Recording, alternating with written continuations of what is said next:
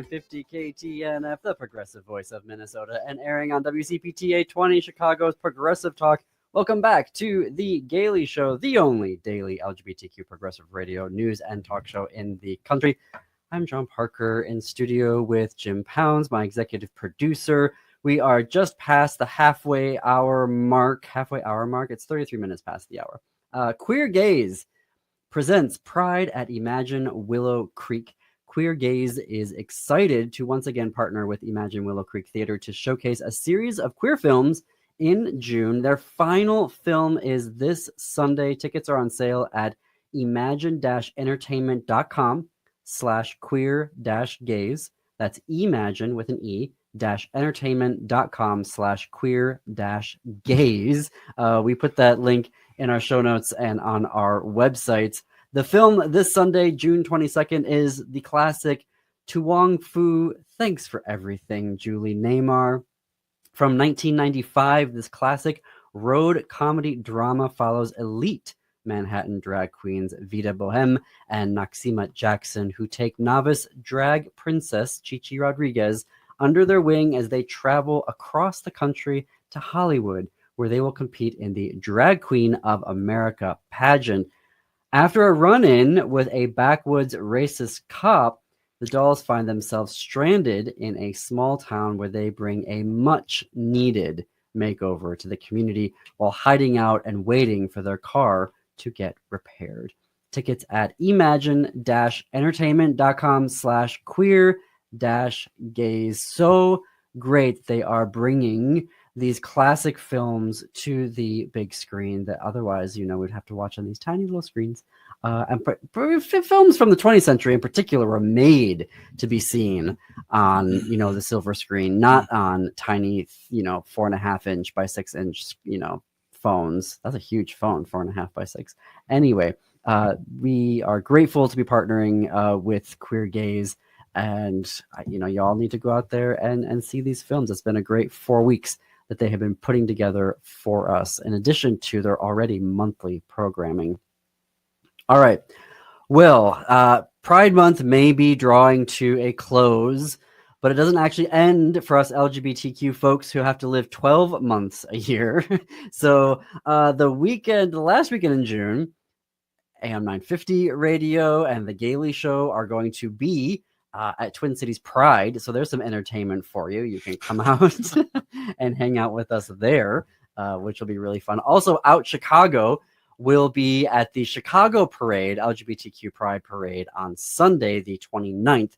So whether you're a WCPT listener or an AM 950 radio listener, there's still lots of ways to connect with the gays on the last weekend in June. And it won't just be the Gailey Show, Illegal Trans Woman, the Downright Upright Show with Philip Anthony. So obviously all the, the queer shows are going to be at Pride, but also so many other programs from AM 950 Radio, which include the Matt McNeil Show, Native Roots Radio, a bunch of other weekend programs will be live.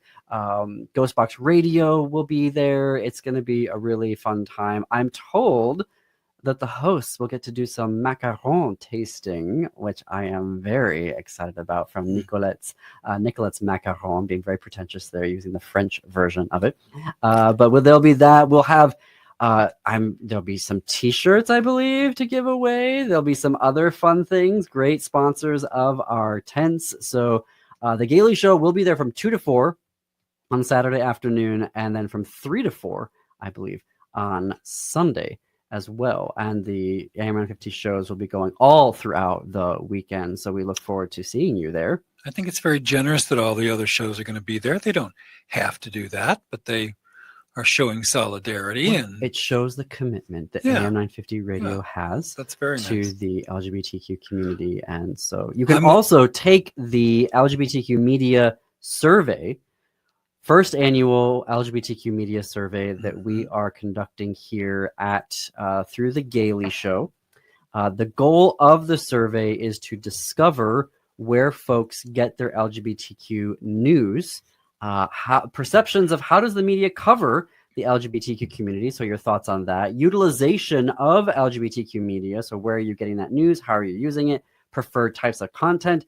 And what is the role that radio and podcasts have in serving the community? So the survey is for 18-year-olds only and up, not just 18-year-olds, 18 plus. Yeah. It's for LGBTQ folks and allies. It takes about 6 to 8 minutes to complete. I've tested this with testers of the survey, so it only takes 6 to 8 minutes.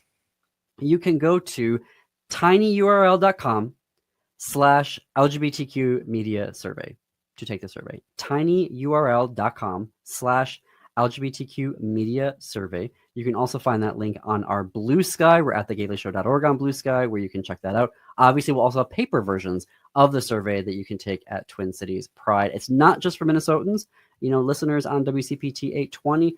We absolutely want to hear from you as well. We designed this survey for folks in Minnesota and Illinois in particular. But if you're outside of there, if you're in California, Wisconsin, New York, you are also welcome to take the survey. Again, it takes 6 to 8 minutes to complete.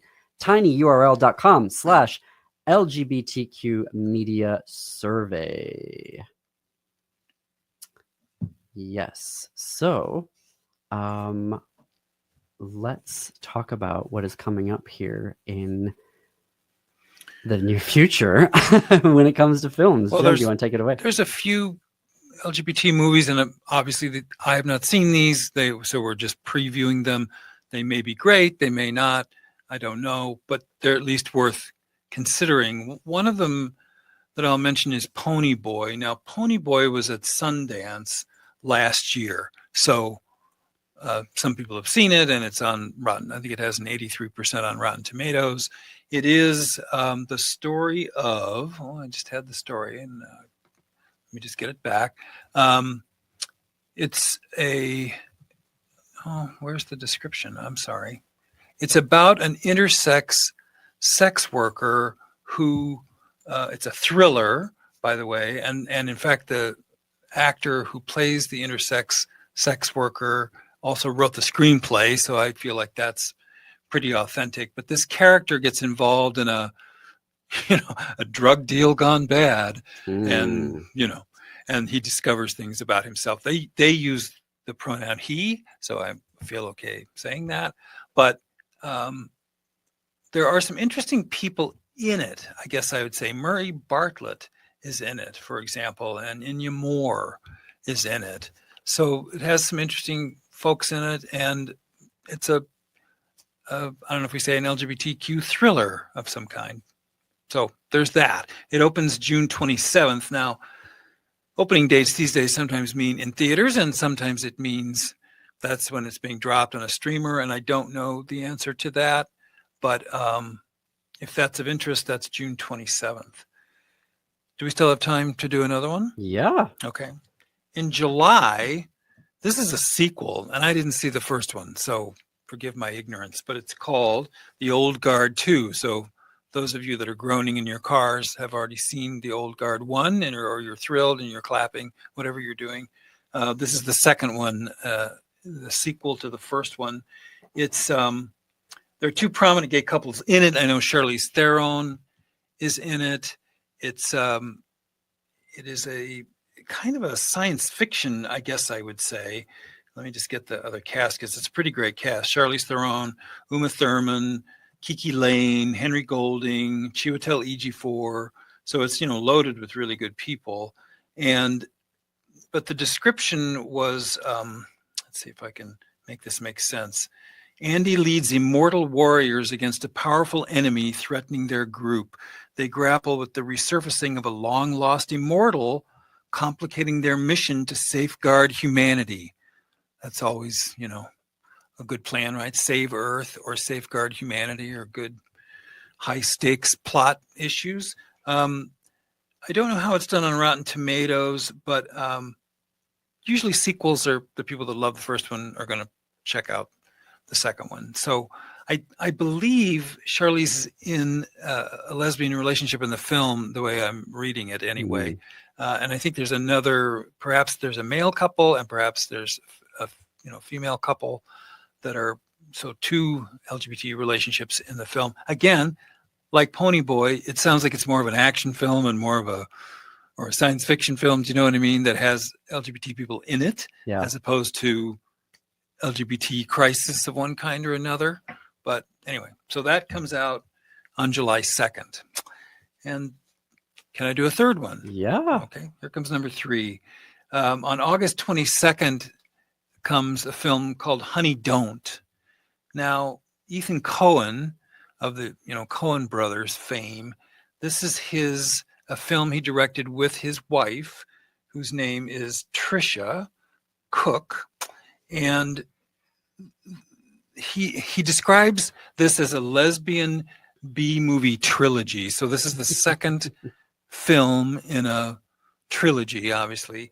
I don't know what the first one was, and forgive me for that. The Rotten Tomatoes number I saw at about 45% wasn't very good, but I don't know. It hasn't come out yet, so I feel like I'm not ready to judge it necessarily.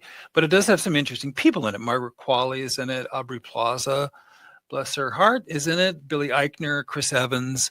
So it's got a pretty interesting cast. I always like the Coen brothers' work. I don't know how this might differ.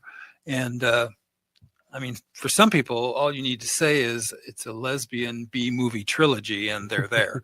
So I don't know. That's to your own taste. But those are 3 films, one in June, one in July, one in August, worth at least checking out. Check the reviews. I'm not recommending them because I haven't seen them yet, but they're on my list of things I'm interested in. Well, there you go. Do you have any thoughts about any of that? No, I'm interested to see all of them, actually. That's a lot of diversity. It's a lot of diverse content. It's really interesting. I'm going to be really curious. Yeah, I'm very proud of. It sounds like River Gallo in Pony Boy was really great, and that he wrote the screenplay I think is fantastic, and that it's, we don't see very many films with an intersex character, so no, I feel like that's not at all groundbreaking just on its own. Without, I don't know about the quality, but it's worth paying attention to for that reason alone. I agree. There are some TV shows coming out that I also want to highlight. Good. One of them is Olimpo. This is a Spanish show that's going to be on Netflix. It's actually opening this weekend. So on July 20th, the reason why I'm flagging it for folks is that it's brought to you by the creators of Elite. And Elite was the gayest show. You said July 20th. Do you mean June 20th? I'm sorry. What am I saying here? Yes, June 20th. Okay. June 20th. There's another show that's coming out in July. So I'm okay. getting them confused on July 10th. But I'm going to talk about that one in a second. But yes, June 20th. Oh my gosh. It's Friday, folks. When he's not looking at me, I know. So it is set in a high performance sports academy for elite synchronized swimmers. Wow. And I'm told that LGBTQ plus storylines and homoerotic tension are front and center. And if it's anything like Elite, it is going to be super duper gay. I was going to say filthy, but okay, yeah, I see what you're saying. Elite wasn't filthy, but it was certainly the queerest high school drama on the television. Right. And with a cocktail party more every so than night. Generation on HBO, which was tragically canceled by those idiots at HBO Max.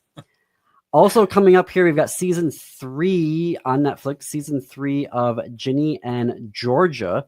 That will come out. Let's see here. It is now streaming, actually. So if you haven't started watching that, season 3 continues. Maxine's queer storyline is continuing to shine, according to reviews that I've been reading, with some pretty authentic queer teen representation. So you can check out Ginny and Georgia. Season 3 now streaming. And this weekend, get ready for Olimpo season 1. I have one more that we're going to talk about after the break. You are listening to The Gailey Show on AM 950 KTNF, the progressive voice of Minnesota, and WCPT 820, Chicago's progressive talk, where facts matter.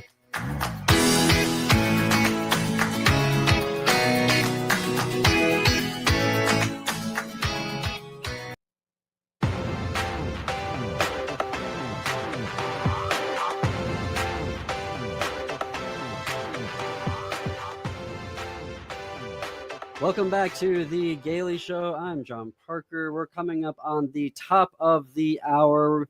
We are talking about LGBTQ films and TV shows that you should have on your radar as Pride Month is drawing to a close.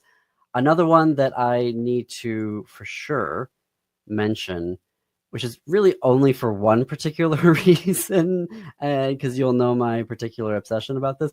Too Much is the series. It opens on Netflix on July 10th.